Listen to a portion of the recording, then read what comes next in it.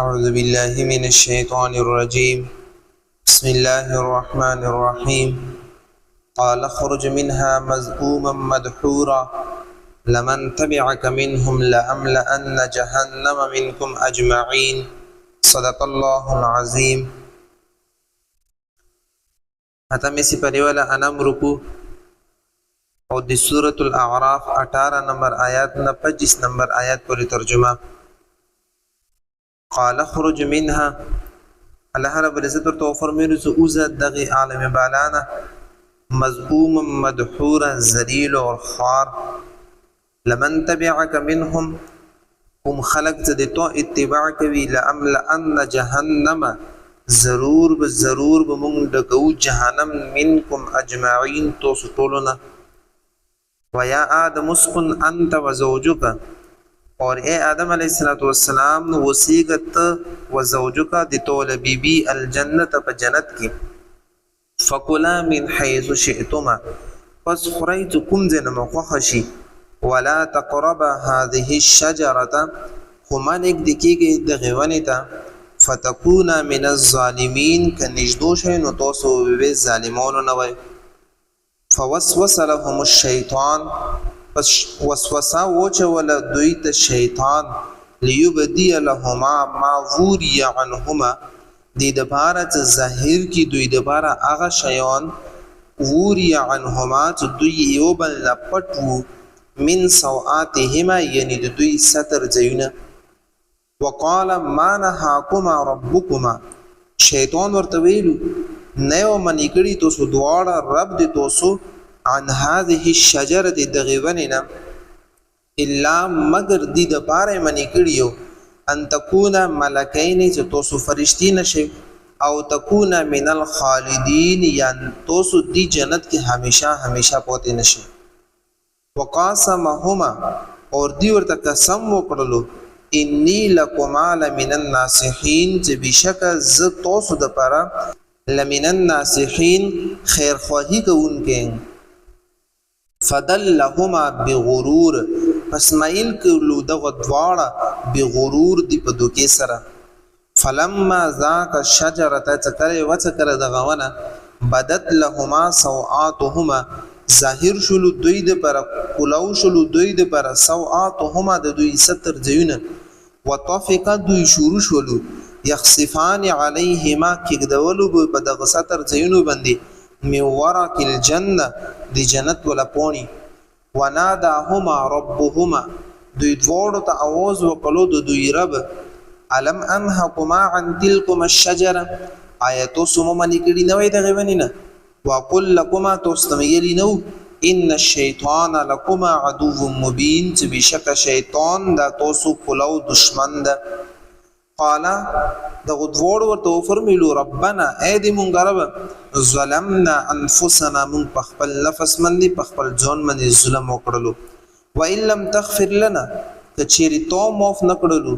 وترحمنا، رحم د مونږ ونه کړلو لنکونن من الخاسرین، نو مونږ به خسارې او نقصان کې شو. قال اهبطوا بعضكم لبعض عدو، الله رب العزت ورته فرمایلو چې کوشئ تاسو بعضكم لبعض عدو، زنه به تاسو نه د ځنې دشمنان وي. ولکم فی الارض مستقر، او تاسو د پر پزمکه کې مستقر ټکانه وي. ومتاع، اور څه فائدہ به وي الی حین، څه وخت پورې. قال الله رب العزت ورته فرمایلو فیها تحیون، په دغه ځمکه کې به تاسو ژوند وي. وفيها تموتون، په دغه ځمکه کې به تاسو مرګ وي. ومنها تخرجون، اور دغه ځمکه نه به تاسو دوباره راوبستل وي. دینه مخکې آیتونو کې الله رب العزت دې پورې بیان کړو ته شیطان څخه کله الله رب العزت شیطان ته مهلت ورکړلو، نو شیطان یو وعده وکړله اور غرور او تکبر وکړلو چې اے رب زب دې تو مخلوقات ته مخ ته نه رسن، ورسته نه برسن، خي طرف نه اور ګس طرف نه برسن، اور زب دې تو ول دغه خلک گمراه کوم. ډیر کم به داسې خلک وي چې هغه به دې تو ول شکر ادا کوي سیو د مخلص بندګانو نه. الله رب العزت نن آیتونه کې ته فرمایي چې اوسه دغه جنت نه مذءوم مدحورا ذلیل و خوار، هاذ کوم خلق دې تو اتباع کوي، دې تو خبره مني، تو نقش قدم باندې روان دي، اور دی وخت نبی یا دی الله رب العزت ولا احکامات من عمل نکوي نو لامل ان جهنم منکم اجمعین تو ټول نه بز جهنم ډاکا ويا ادم اسكن انت وزوجك الجنه اوس آدم علیہ السلام ته الله رب العزت خطاب کوي او دینه ما کې الله رب العزت آدم علیہ السلام ته یو خطاب کړو یا آدم ان هذا عدو لك ولزوجك فلا يخرجنكما من الجنه فتشقى ته اے آدم علیہ السلام بشک دغه شیطان د تو هم دشمن ده د تو بیبي هم دشمن ده خو سوچ کوي فلا يخرجنكما من الجنه فتشقى تو جنت نه بسیدا شیطان تو دوکا ونه کی نو الله رب العزت هغه د بعد آدم علیہ السلام ته فرمای چې اے آدم اسكن انت وزوجك تو د تو بیبي دا وسیږي الجنه په جنت کې فقلا من حيث شئتما تو سکون زنه مرزي وغزنه خوراک کوي خو یو ونه ورته په غوته کله چې دغه ونه ته نږدې نشي صلاح رب العزت خو آدم علیہ السلام ته خطاب کړو ته شیطان د توسو دشمن ده خطا من کی گمراه من کی شیطان لګیا د اوس آدم علیہ السلام او دغه بیبي په زړه کې وسوسه اچي اوس کوم تر سره کوم کیفیت سره دی وسوسه اچولې د قران او حدیث کې تصریح نشته ده څه طریقې سره چونکه آدم علیہ السلام په جنت کې شیطان جنت ته منع او جنت ته نه وتای نشو اوس څه طریقې وکړه چې دی وسوسه واچوله حسن بصری رحمت الله تعالی علیه هغه صرف دومره لیکلی دي چې د جنت په دروازې باندې ورته ودرېدلو او د آدم علیه السلام او دغه بیبي په زړه کې وسوسه واچوله خو چونکی ظاهره خبره چوک نشي کولی ځکه قران او حدیث کې د دې ول تصریح نشته ده خو لګیا شو وسوسه په اچونه کړل چې کله د قسمونو وخړلو شیطان چې زه د توس ولا خیر خواه ینګي زه د توس ولا مخلص ینګي دغه ونه الله رب العزت تو سدي د پاره معنی کړیو چې تاسو کچيري دغه ونه و خړل نو تاسو نه فرشتي جوړی شي یا به تاسو همیشه د پر په جنت کې پاتې شي مرګ به تاسو د پر نه راځي چې کله د غوړو د شیطان ور د خبره ومنله شیطان ورته په دې باندې قسمونه وکړلو وقاسمهما اني لكما من الناصحين نفدلهما بغرور په دې ټیم کې چې کومه دغه دواړه مایل کړلو دي خپل دوکې سره څکله دوی د غیوانی ته ورنږدو شولو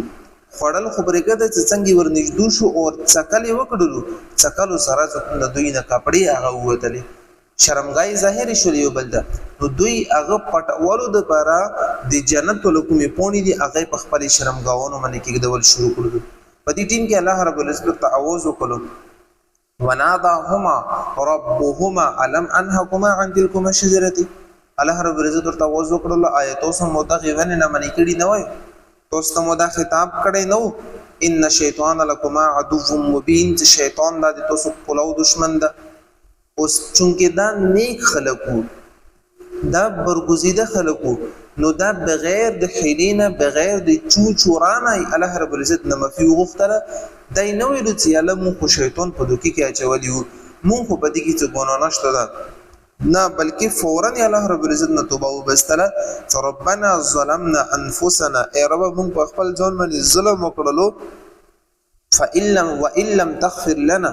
کچیر تو مونږ معاف نکړلو وترحمنا او رحم در باندې ونکړلو لنكونن من الخاسرين نو په دې وخت کې مونږ په نقصان کې شولو نو الله رب العزت د دوی ول دغه توبه قبول کړله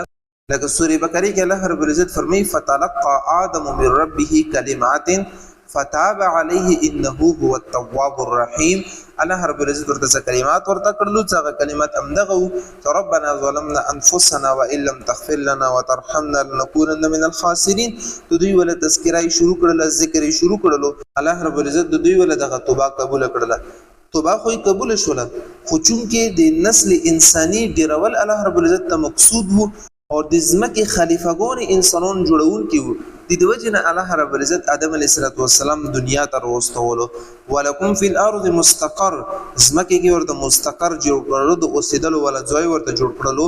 او متاع الی حین اور د یو وخت پورې فائدې اخستلې ورته جوړ کړلو چې دنیا کې بل وخت پورې پاتې کېږي اور به تاسو ژوند په دنیا کې وي قال فيها تحيون ژوند به په دنیا کې وي، وفيها تموتون، په دغه ځمکه کې به تاسو ته مرګ راځي، ومنها تخرجون، او قیامت پر ورځ به دغه ځمکه نه تاسو بیا راوچتولی شئ. الله رب العزت د خبرو عمل کوم توفیق نصیب کړي. واخر دعوانا الحمد لله رب العالمين.